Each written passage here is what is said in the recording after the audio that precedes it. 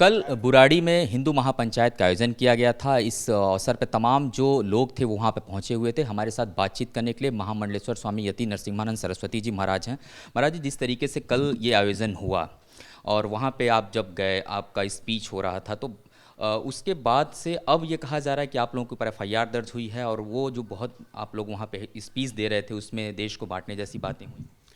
देखिए, मैंने तो बिल्कुल देश को बांटने वाली बात नहीं की है। मैंने तो किसी के खिलाफ कुछ बोला नहीं है। मैंने तो केवल हिंदुओं से ये कहा है कि भाई तुम अपनी रक्षा के लिए तैयार रहो। अगर हिंदुओं को ये कहना कि अपनी रक्षा के लिए तैयार रहो, इस पर मुकदमे दर्ज करे जा सकते हैं, तो मैं केवल मुकदमे दर्ज करने वालों की बुद्धि पर हंस सकता हूँ। मैं वर्तमान राजनीतिक सिस्टम पर केवल हंस सकता हूँ और मैं इसका पीड़ित हूँ। वो मुझे कुचलना चाहते हैं, मारना चाहते हैं, मार दो, कोई दिक्कत नहीं है। मैं अपने धर्म के लिए लड़ रहा हूँ और मैं वो कह रहा हूँ जो बिल्कुल सच है। एक सवाल ये भी आपने कहा कि 2029 तक इस देश का प्रधानमंत्री मुस्लिम बन जाएगा तो हिंदुओं का कत्लेआम होगा। आप अक्सर इस बात को कहते आते हैं, ये किस तरीके से आप कह रहे हैं? देखिए, आज जो 100 बच्चे हिंदुस्तान में पैदा हो रहे हैं उसमें 60 बच्चे मुसलमानों के होते हैं। जिसे यंग इंडिया बोला जाता है वो यंग मुस्लिम इंडिया है। अब हिंदुओं की जनसंख्या बूढ़ी हो चुकी है। हिंदू में जवान बहुत कम है, हिंदू बच्चे नहीं पैदा कर रहा। मुसलमानों में यूथ बहुत बड़ी तादाद में है और वो यूथ जो है वो मदरसों के मौलवियों से, मौलानाओं से मोटिवेटेड है, जो ये विश्वास करते हैं कि दुनिया केवल मुसलमानों के लिए बनी है, जो उनके कुरान में भी लिखा हुआ है। तो उनका लक्ष्य है हम सबका कत्ल करना, हमारी औरतों को मंडियों में बेचना और हमारे सब जमीन जायदाद सब कुछ भारतवर्ष को हमसे छीन लेना। ये उनका घोषित लक्ष्य है। आप इसे बदल नहीं सकते। कुरान को बदला नहीं जा सकता, हदीसों को बदला नहीं जा सकता, मोहम्मद की जीवनी को बदला नहीं जा सकता। जो सच है वो सच है ही रहेगा। आप मानो या ना मानो, ये आप पर है। कल जब आप कार्यक्रम में गए थे, जो उसके ऑर्गेनाइजर थे भाई प्रीत सिंह, इससे पहले जंतर मंतर पे भी उन्होंने एक आयोजन किया था। लगातार इस तरीके के आयोजनों पर ही दिल्ली पुलिस हो या फिर और भी लोग हों, वो क्यों आप लोगों को ही टारगेट करते? क्योंकि आप बता रहे हैं कि कल वहाँ काफ़ी ऐसे भी लोग आ गए थे जिनको बुलाया भी नहीं गया था और वही लोग इस बात को गलत तरीके से प्रस्तुत कर रहे हैं। देखिए, वो तो मुसलमानों का ग्रुप है, मुसलमानों का और उनके द्वारा फंडेड लोगों का पूरा ग्रुप है जो चाहता कि हिंदू अब बोले भी नहीं। कौन से लोग वहाँ गए थे? आपने कुछ किसी को देखा? देखिए, मैंने तो नहीं देखा। मैं तो देखिए वहाँ 15-20 मिनट के लिए गया था। मैं तो देखिए वहाँ प्रीत का हौसला बढ़ाने के लिए गया था। मैं आपको बिल्कुल एग्जैक्ट बता रहा हूँ। मैं तो प्रीत, क्योंकि एक बहुत संघर्षवान युवा है और मेरे शेर है पिंकी चौधरी। प्रीत ने और पिंकी चौधरी ने मुझे बुलाया था। मैं नवरात्रि में मंदिर से बहुत कम निकलता हूँ, लेकिन मैं इसलिए गया क्योंकि मुझे उन बच्चों का हौसला बढ़ाना था। बहुत दिलेर लड़के हैं और अपने धर्म के लिए संघर्ष कर रहे हैं। मैं ऐसे दिलेर लड़कों के हमेशा साथ था, हूँ और रहूँगा। तो मैं तो उनका हौसला बढ़ाने के लिए गया था। तो मैंने ये देखा नहीं कि क्या हुआ, मुझे पता नहीं, मैं तो थोड़ी देर में आ गया था। लेकिन मुझे बताया, प्रीत ने फ़ोन करके मुझे बताया था कि इस तरह से कुछ मुसलमान आए थे वहाँ डिस्टर्ब करने के लिए। वो पत्रकार के रूप में आए थे, वहाँ लोगों से उल्टी सीधी बातें कर रहे थे। तो पुलिस वाले उन्हें पकड़ के ले गए थे। पुलिस वाले अपने आप उन्हें ले गए थे। पुलिस वालों को जब लगा कि यहाँ खतरा हो सकता है और ये इंस्टिगेट कर रहे हैं हिंदुओं को और कुछ हो गया तो फिर हिंदू बदनाम होंगे, तो पुलिस वाले खुद उन्हें पकड़ के ले गए थे। अब ये तो पुलिस से पूछा जाना चाहिए कि वहाँ क्या हुआ, क्योंकि वहाँ पुलिस बहुत बड़ी तादाद में थी।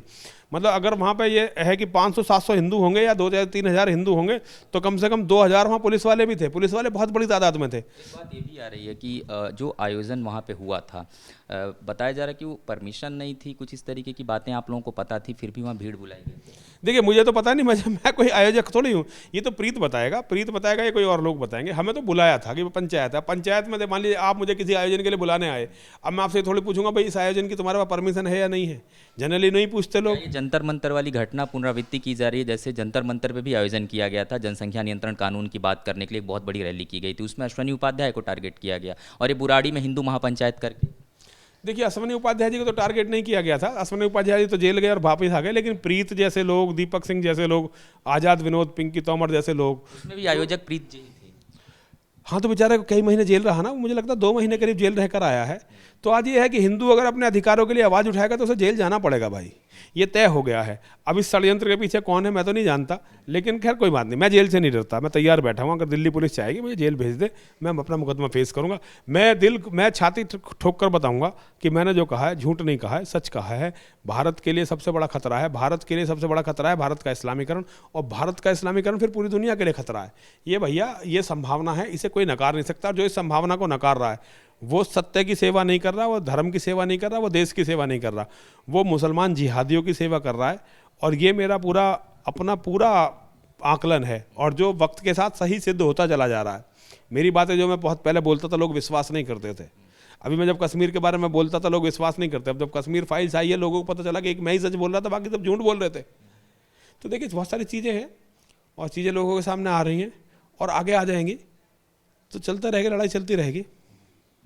एक आखिरी सवाल, दिल्ली पुलिस ने आप लोगों के खिलाफ मामला दर्ज किया है, क्या इसकी जानकारी आपको है? अभी उस बयान को लेकर के कुछ पुलिस की तरफ से कहा गया? देखिए, एक दो पत्रकार आए हैं, उन्होंने मुझे बताया है, बाकी दिल्ली पुलिस ने मुझे कुछ नहीं बताया, ना ही मुझे नहीं लगता कि मुझ पर FIR होगी। मैंने ऐसा कुछ भी नहीं बोला, लेकिन अगर होगी तो फिर देखेंगे, जेल जाएंगे, रहेंगे 2-4 महीने जेल में, क्या फ़र्क पड़ने वाला है। आवाज़ लेकिन बुलंद हो। आवाज़ सब मरते दम तक बुलंद रहेगी, आवाज़ कमज़ोर नहीं पड़ने वाली। मेरा नाम नरसिंहानंद है, मैं धर्म के लिए मिटने के लिए पैदा हुआ हूँ और मैं अपने धर्म के लिए लड़ता हुआ मारा जाऊँगा। आवाज़ कमज़ोर नहीं होगी, आवाज़ इन बातों से क्या कमज़ोर होनी है, ये तो छोटी मोटी बातें चलती रहेंगी। हम बहुत बार जेल गए हैं, हमें लोग जेल भेजते रहते हैं। अभी हरिद्वार में हमें 1 महीना 2 दिन जेल में रखा है क्योंकि हम सच बोल रहे थे, तो इससे कोई फ़र्क नहीं पड़ता।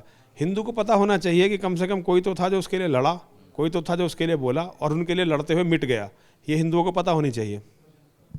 न्यूज़ इंडिया से बातचीत करने के लिए बहुत बहुत धन्यवाद। कैमरामैन मोनिका के साथ गौरव मिश्रा, न्यूज़ इंडिया, गाज़ियाबाद।